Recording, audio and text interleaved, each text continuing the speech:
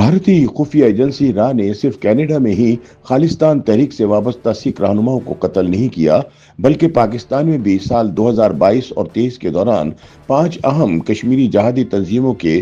موجودہ اور سابقہ کمانڈرز کو قتل کیا ہے۔ یہ انکشاف ان جہادی کمانڈرز کے قتل کیسز کی تفتیشوں کے دوران ہوا۔ بی بی سی کی ایک رپورٹ کے مطابق قتل کی ان وارداتوں میں مقام مختلف تھے لیکن طریقہ واردات ایک ہی جیسا تھا۔ خالد رضا، بشیر احمد اور مستری زاہد تینوں کا تعلق پاکستانی جہادی تنظیموں سے رہ چکا ہے جو انڈیا کے زیر انتظام کشمیر میں متحرک رہی ہے۔ ایسے ہی ایک قتل کیس کا فیصلہ سناتے ہوئے اسلام آباد کی انسداد دہشت گردی کی عدالت نے حال ہی میں جس مجرم کو سزائے موت سنائی ہے، اس نے دوران تفتیش اعتراف کیا کہ یہ واردات اس نے بھارتی خفیہ ایجنسی را سے پیسے لے کر سر انجام دی۔ اسلام آباد کی ایک انسداد دہشت گردی عدالت نے سابق کشمیری کمانڈر بشیر احمد وانی کو قتل کرنے والے مرکزی مجرم شاہزیب عرف زیبی کو 2 مرتبہ سزائے موت سنائی۔ انسداد دہشت گردی عدالت کے جج طاہر عباس سپرا نے 3 فروری 2025 کو کیس کا فیصلہ سناتے ہوئے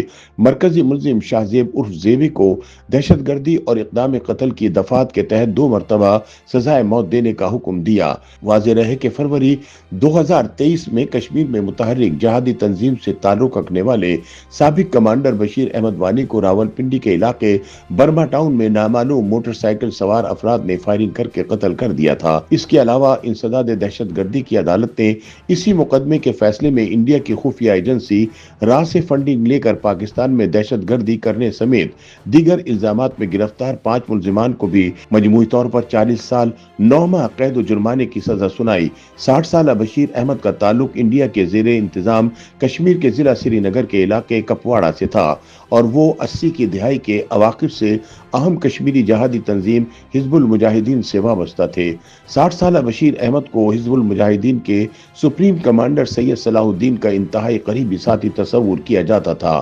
بشیر احمد وانی 90 کی دہائی کے اوائل میں خاندان سمیت پاکستان منتقل ہوئے اور حزب المجاہدین کی سپریم کونسل کے رکن ہونے کے علاوہ تنظیم کے بانی سربراہ کے بعد تنظیم کے بااثر کمانڈر سمجھے جاتے تھے۔ بشیر وانی کے قتل کا مقدمہ پولیس اسٹیشن کھنہ کے ایس ایچ او کی مدیت میں درج کیا گیا تھا اور بعد ازاں اس مقدمے کی تفتیش سی ٹی ڈی کو دے دی گئی تھی۔ تفتیشی افسر کا کہنا تھا کہ بشیر احمد کے قتل کے چند روز بعد انہیں ایک مخبر کی جانب سے اسلام آباد ہائی وے کے قریب 2 مشکوک افراد کی موجودگی کی اطلاع ملی تھی، جس پر گشت پر موجود پولیس اہلکاروں نے موقع پر چھاپہ مارا تو وہاں سے ملزم معیز احمد اور مہران یونس کو گرفتار کیا گیا اور ان کے قبضے سے بارودی مواد، ایک غیر لائسنس یافتہ پستول اور ایک غیر رجسٹرڈ موٹر سائیکل بھی برآمد کی گئی۔ پولیس اہلکار کے مطابق ملزم معیز احمد نے دوران تفتیش شاہزیب عرف زیبی کے بشیر احمد کے قتل میں ملوث ہونے کے بارے میں بتایا، جس پر پولیس نے ملزم شاہزیب کو راولپنڈی کے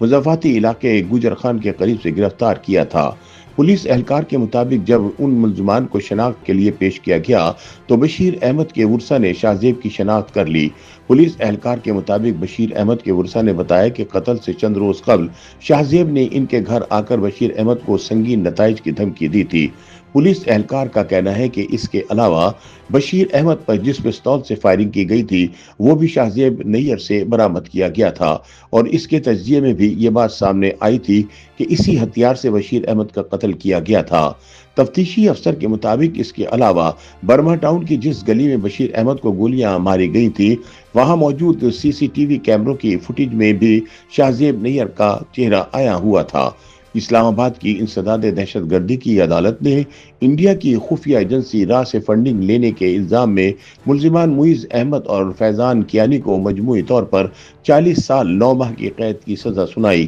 اس کے علاوہ ملزمان مہران یونس، نعمان ستار اور ارسلان واجد کو 35 سال 9 ماہ کی قید کا حکم سنایا گیا۔ سرکاری وکیل کا عدالت میں کہنا تھا کہ مرکزی ملزم معیز احمد اور فیضان کیانی پاکستان میں دہشت گردی کے لیے را سے فنڈنگ لیتے تھے۔ پولیس انسپکٹر کے بیان کے مطابق ملزم نے دوران تفتیش اس بات کا بھی اعتراف کیا کہ انہوں نے فراش ٹاؤن میں ہی ایک زیر تعمیر گھر میں بارودی مواد چھپا رکھا ہے۔ عدالتی فیصلے میں پولیس انسپکٹر کے بیان کے مطابق ملزم معیز احمد کے بیان کی روشنی میں पुलिस पार्टी ने फराज टाउन के घर पर छापा मारा तो वहां से फैजान कियानी और दीगर मुलजिमान को गिरफ्तार करने के साथ साथ बारूदी मवाद, आतिशी असला, नकदी, वायरलेस सेट, मोबाइल फोन्स और USB बरामद की गई। अदालती फैसले में बताया गया है कि 6 मुलजिमान के मोबाइल फोन्स को साइबर क्राइम विंग फॉरेंसिक के लिए भेजा गया था। तजर्बे के बाद ये बात साबित हो गई कि मुलजिमान व्हाट्सएप और सिग्नल्स ऐप के जरिए बैरून मुल्क रा के एजेंटों के साथ राब्ते में थे,